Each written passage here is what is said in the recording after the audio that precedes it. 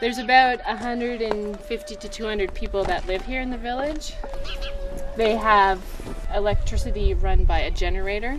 So for 4 hours a night, a diesel generator is turned on to get electricity. They have a well right here where people have to come and pull water up to take water to their house.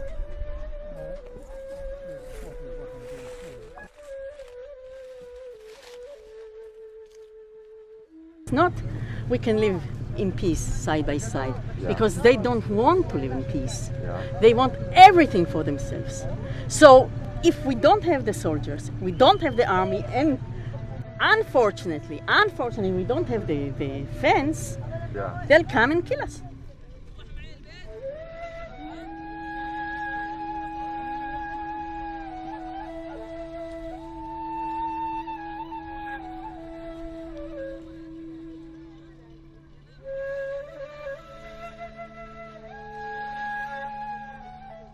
Israel likes to present itself as a Western democracy.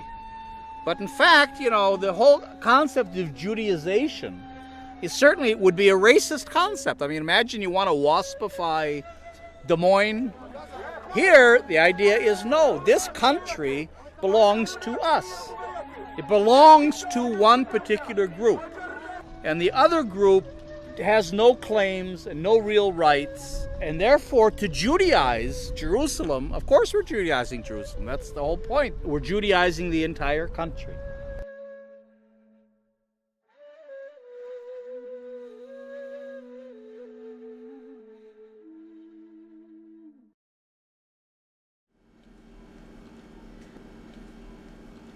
I almost say tongue-in-cheek when I refer to Efrat, which is the name of this town, as a West Bank settlement, because technically and geographically it's a settlement and it's on the West Bank.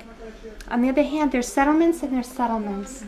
And many of us, including me, didn't choose Efrat because it's the West Bank or because it's a settlement, but because it's a nice town with good schools and a resale value on the house. Very yuppie values, I guess, and it's a very yuppie town. The wall is taking, and the settlement taking, more than 2,300 dunum from our land. It's around 60% from Bil'in land. And the wall is shown the problem more pure. That it's not, the wall is not for security reasons, it's for increasing the settlements. We must say no. We said the no by non-violent struggle. Now we are doing usually demonstration every week. And this action today is the continuous of our struggle. We start to build our center. It's a center for peace. And we declare it will stay forever here in this land. مش الكفار بالعين كان مالك ارتاح شون اني شو رتين نحن كنت مركز شيلانو بو بيم يشبع ياتا بيلانو مركز الميزه زي شيلانو نحن رجون ماذا رجون معنا مع فاك مشترك معنا شلوم اوكي.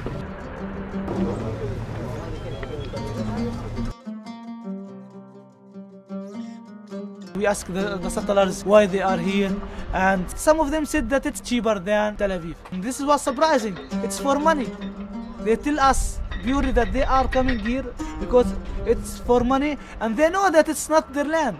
There's a very clear connection between settlement expansion plans and the separation barrier route, which again demonstrates that we're not talking about a security barrier, we're talking about a political border.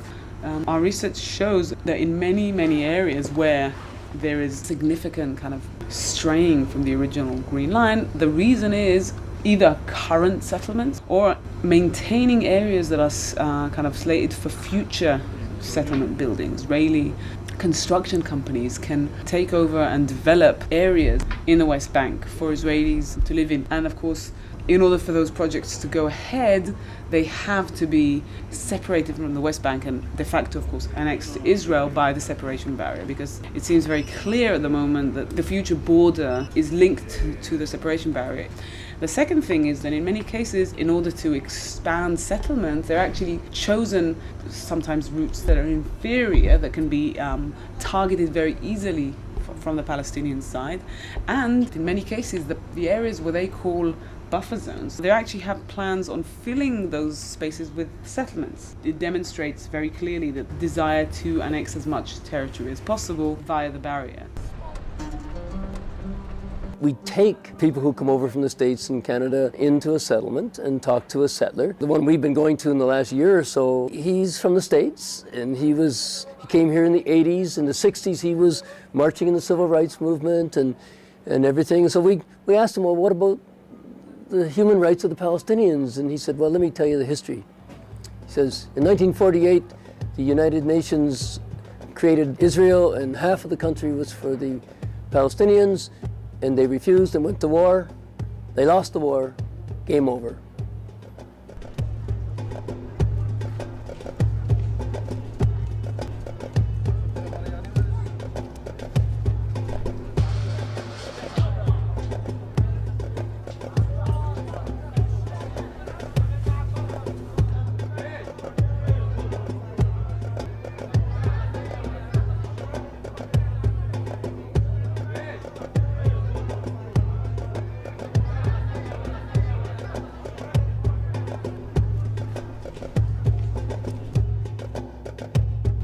This is the first settlement to be designated a city, already by Sharon in 1979.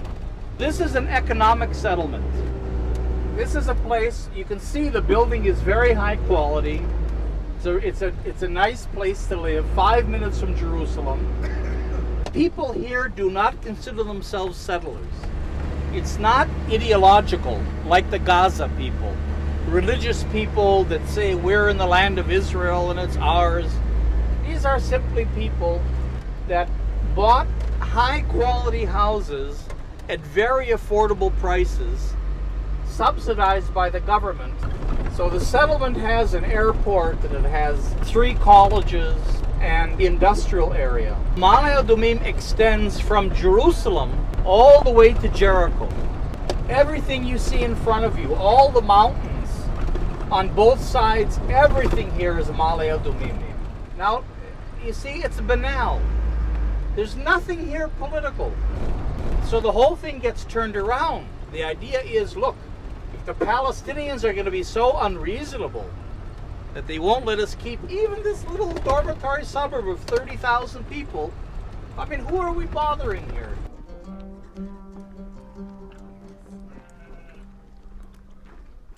وجون المستبطنين 7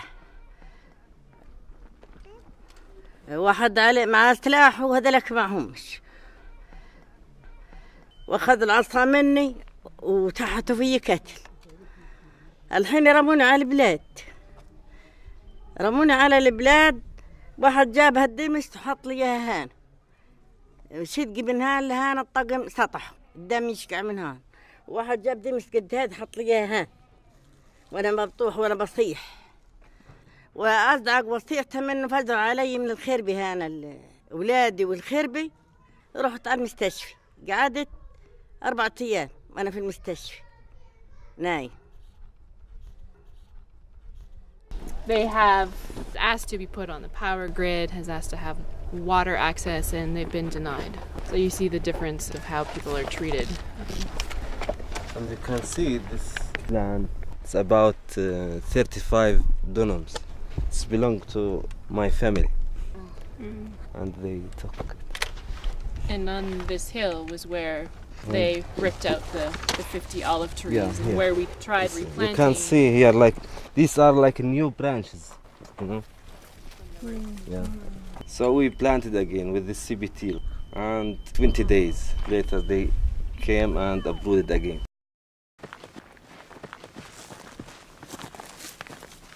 This is, in 1 month, the 5th olive picking. We've been picking olives Thursday with Arik Asherman, the rabbi for human rights, and he said that today it is very, very important to come because here they are very much oppressed by the settlers.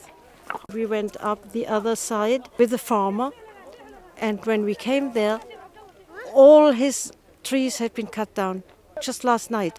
And we looked up and there we saw the settlers standing around, 2, and then there were more.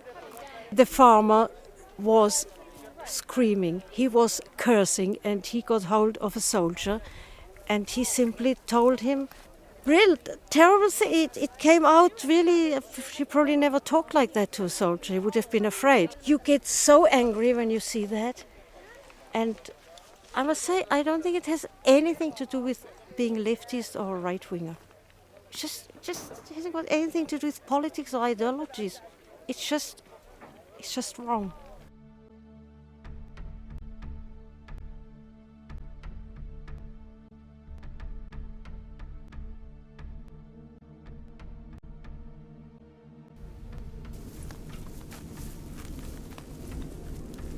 يعني هم بيخافوا منا واحنا بنخاف منهم كأنهم أبصر شو يا لطيف بنخاف منهم كثير اللي بيشوفوه بضربوه بقتلوه يعني بيخافوش بقتلوا الشباب بيسوحوهم كل شيء بعكسه الأرض هاي مش مخدومة ولا محروطة ولا باحشينها ولا إشي تحت الشجر بخلوناش نصيبها ولا نيجي. You haven't been here for 3 years?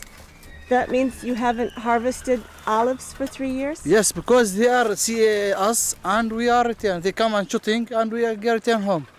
This year we come because we need money. We are depend on olives.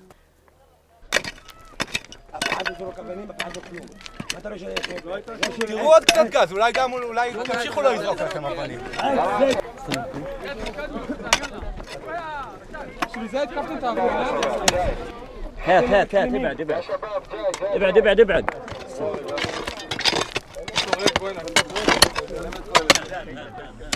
وين الاشتال؟ ايوه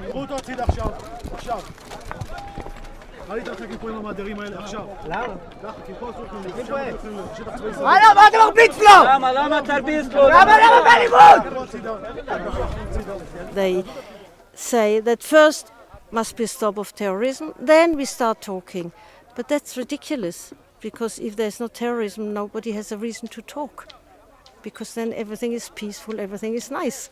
So why should we talk to them? They're so happy, they don't, So that's just ridiculous. Israel, all the time, they have been expanding the settlements and the outposts. There has not been a stop, at least a stop. This is Abu Dis, the wall. This area, Abu Dis, El Azariah, and this part of East Jerusalem, this is all one urban fabric.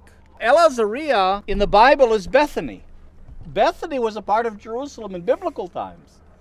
So that this is all one urban fabric that's all of a sudden cut in half by the wall and the border. And the reason is because Israel wants to maintain a 72%, 28% majority of Jews over Arabs in Jerusalem. And you do that through what we call the quiet transfer, all kinds of administrative ways of revoking the Jerusalem residency of Palestinians. You do that through house demolitions, through preventing Palestinians from building in the city, and of course now through the wall.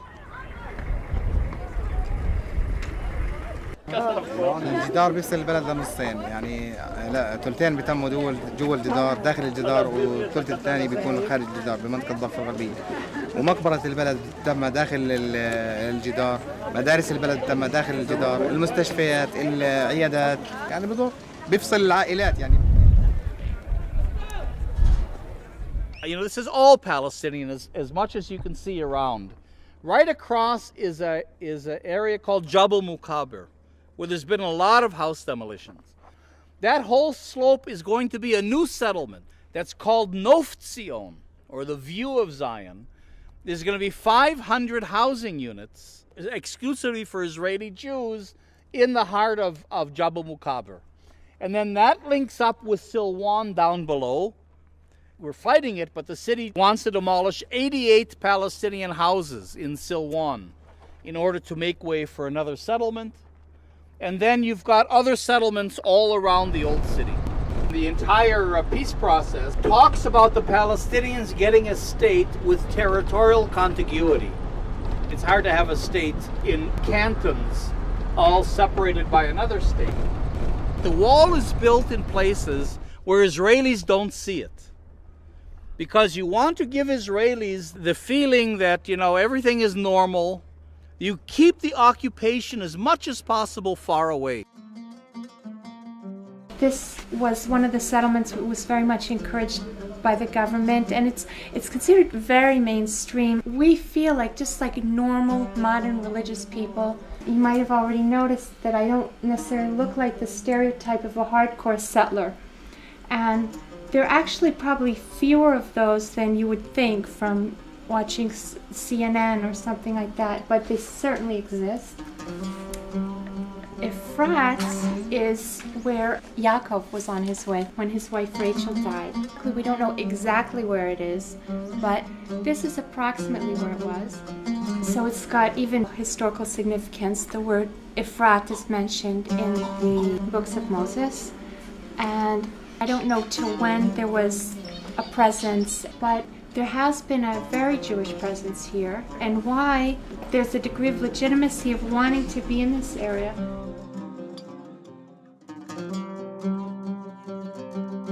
In Hebron, we have a group of settlers that are pretty fanatical. They're followers of Rabbi Kahane.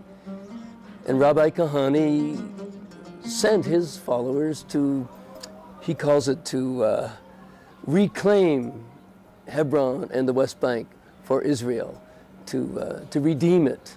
And by that he means cleanse it of its pollution. And of course the pollution are the Palestinians. So these settlers, these are fanatical settlers. Not all settlers are like this, but this group of settlers believe they have a God-given mission to come and to push the Palestinians out. And so they're doing that. And when we are under curfew, they are not under curfew, and they will go to the shops, and they'll break into a shop, and they'll gut it. Or they'll break into an empty home, and they will take it over, and things like that. So they slowly are taking over the neighborhood.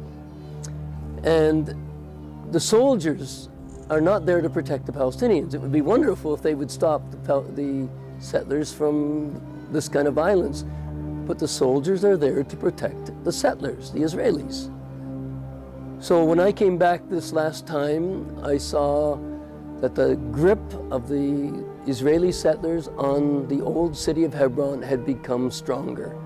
More stores were vacant, more homes were vacant, and it was becoming more and more of a ghost town around the settlements, which is exactly what the settlers want. The majority of the settlers in Hebron are from Brooklyn, from the United States. They're not new immigrants though. They've been here for about 30 years. And so we've got a second generation also who are Israeli born. Kahane was from Brooklyn. He was assassinated, and his son carried on after him, and he also was killed. So these people are willing to be martyrs for their cause. We are putting 400 settlers in the heart of the city of Hebron, and they are, destroying the life of more than 55,000 people living in the old city of Hebron. They teach their children how to hate the Arabs, even the whole Arabs, not only the Palestinians, and they are raising their children in some places surrounded with barbed wires. What kind of children you are raising surrounded with barbed wires and in an environment that all of these people hate you because you are occupying their land and you are living in a house which does not belong to you?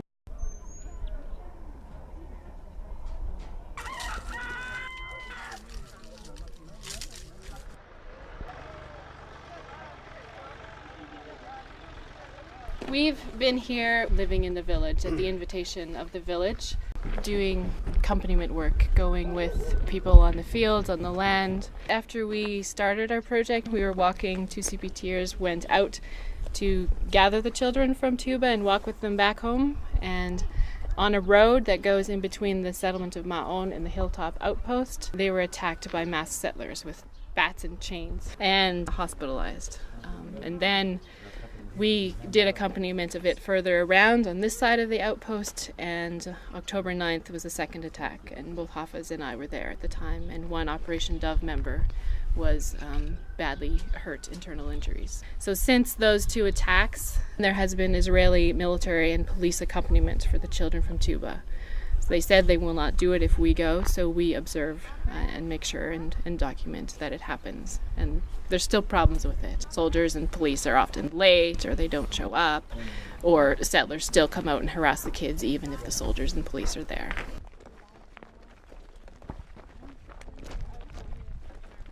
Our role as Christian peacemakers is violence reduction. And so we stand with the oppressed and try to reduce the violence that they're experiencing. We accompany Palestinians, especially if they're in a situation where they're in confrontation with Israeli soldiers or settlers. In Hebron, that often means we just patrol. The school children are having to get by soldiers to go to school. And they're often stopped, they're searched, they're turned back, and sometimes they're tear gassed.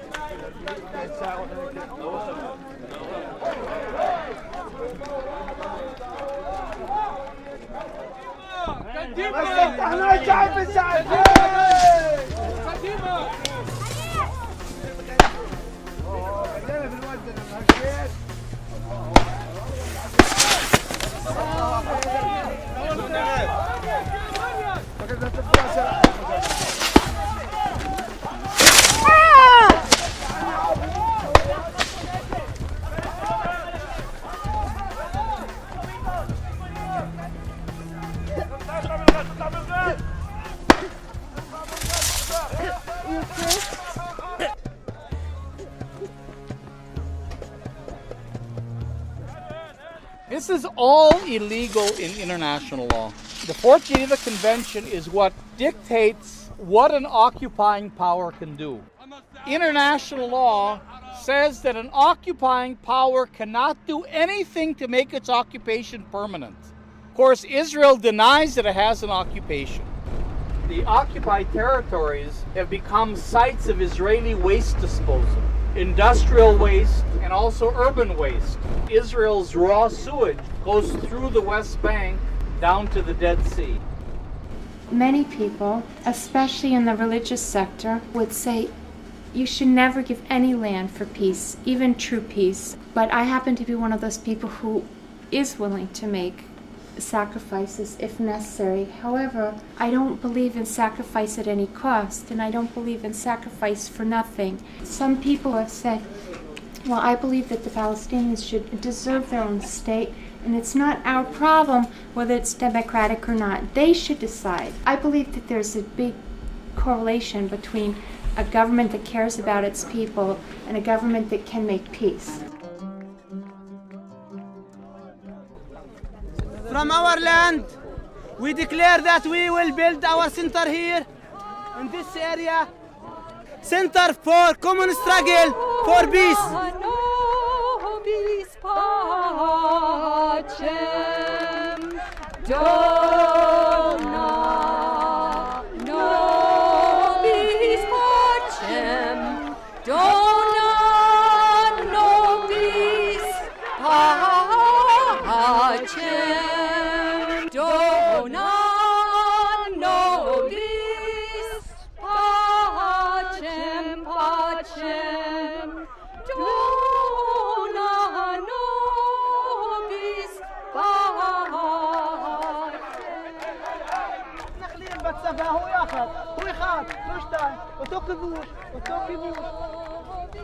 I think I know what I'd like, but I have no idea how to offer a solution, so I'm not even going to try.